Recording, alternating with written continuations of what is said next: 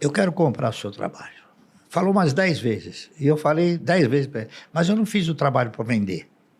Fiz o trabalho porque eu sou do mercado e eu quero mostrar a minha contribuição para o mercado, se é que ela tem alguma validade. Não, ele elogiou o trabalho.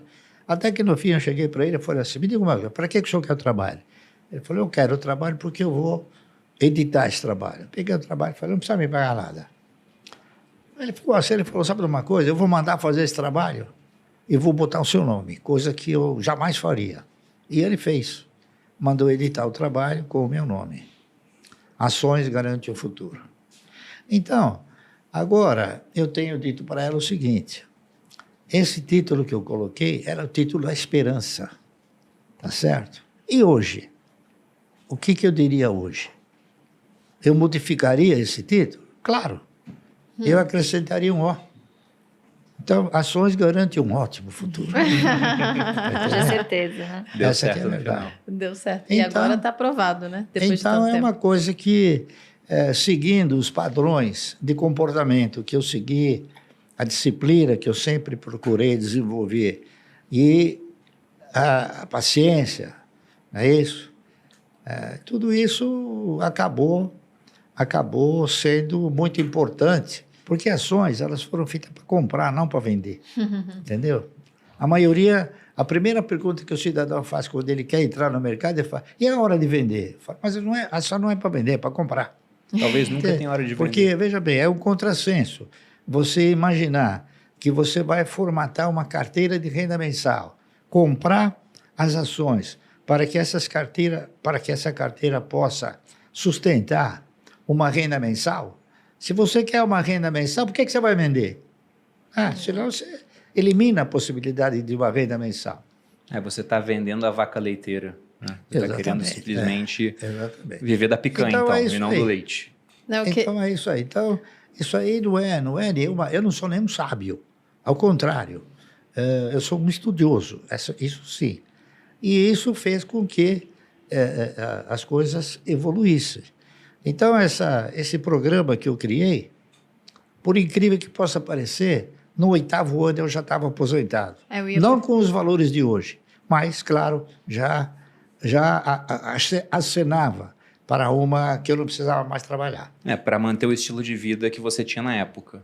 Já estava suficiente. Que é o mesmo de hoje. Eu acho até uma curiosidade isso, porque você já é um investidor pessoa física da Bolsa, tem um patrimônio bilionário, ganhou, como você disse lá em 2021, 1 milhão em dividendos por dia, e isso vai sendo corrigido ao longo do tempo, vai ficar maior, até porque você pega esse dinheiro também, não é para simplesmente gastar, compra novas ações, vai montando a bola de neve, e até hoje tem um estilo de vida muito humilde. Você nunca aumentou demais o padrão de vida?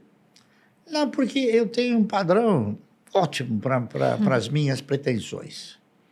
Está entendendo? Discutir padrão de vida é um negócio interessante.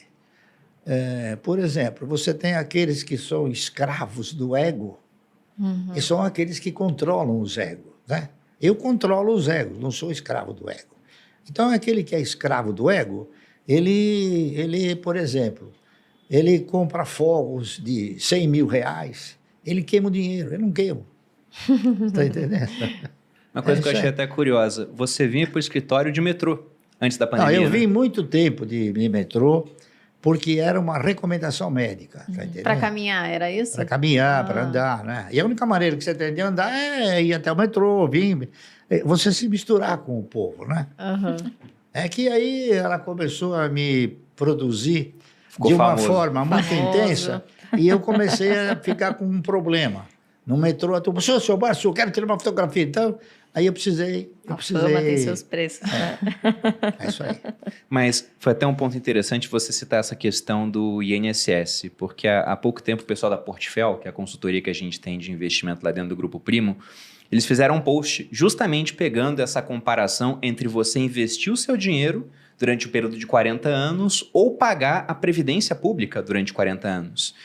E não é um ou outro, porque se você trabalha e não contribuiu com a Previdência, isso pode ser enquadrado até como crime de sonegação previdenciária. Então, é um imposto, você é obrigado a pagar. E aqui eles colocaram, né, a contribuição para o INSS de 350 ou investir 350 de maneira mensal em algo que tem uma taxa de retorno de 10% ao ano. E tem muita ação pagando 10% de dividendos agora durante esse período. Ou mais, né? Ou até mais.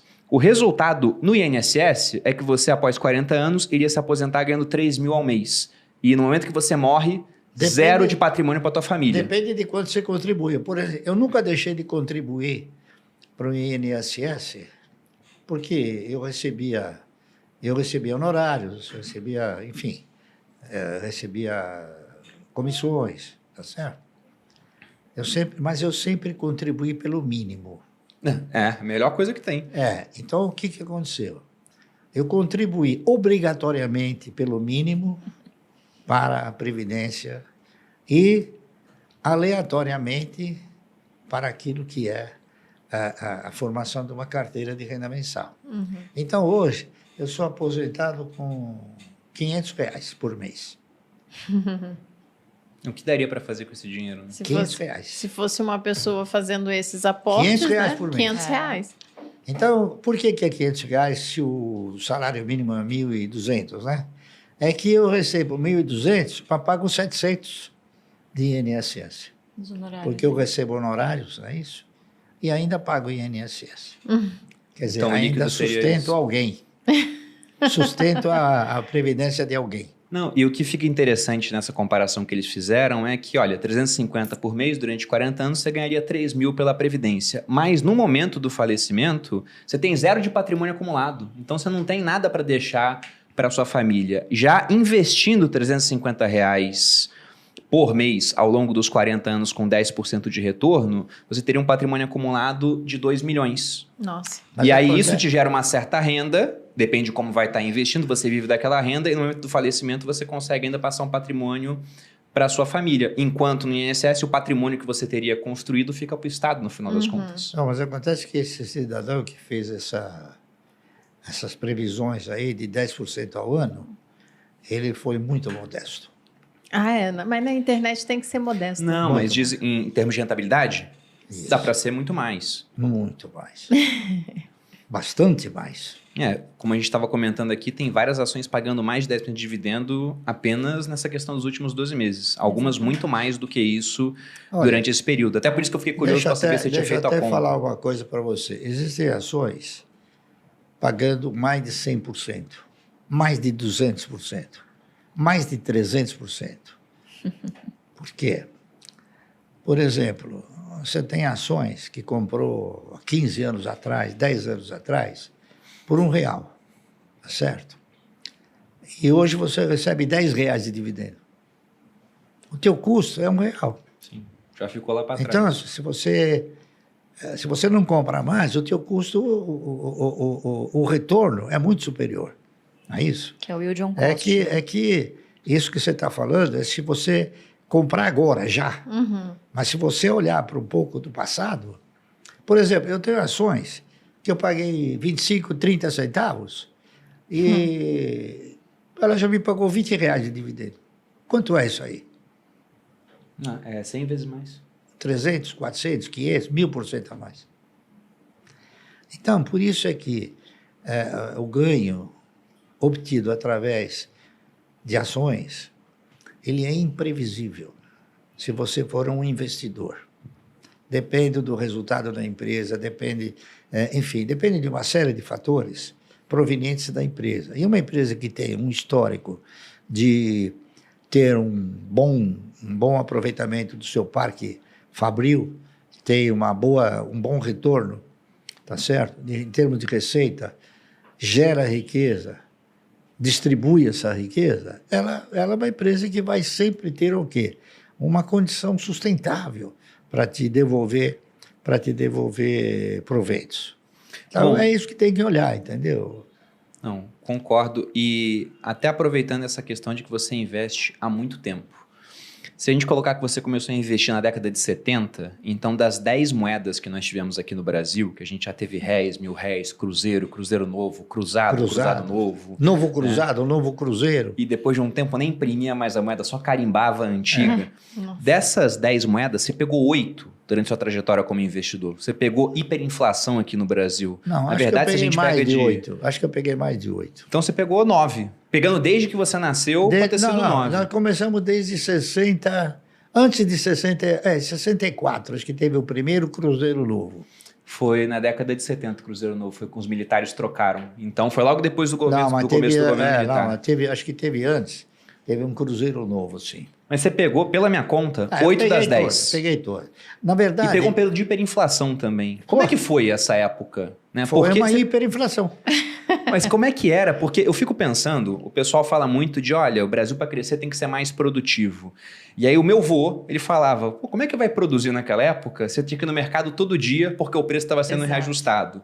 Você tinha que tirar o dinheiro do banco no começo do dia e depositar no final, porque senão você não ganhava overnight e o dinheiro perdia valor. Então você passava das 24 horas do dia, umas 4 horas em fila. Tentando fazer compras. Por Estocando, conta né? de hiperinflação. Imagina a loucura que era. O mercado ele teve uma evolução, o mercado financeiro, é claro, né? Ele teve uma evolução. Quando se implantou a caderneta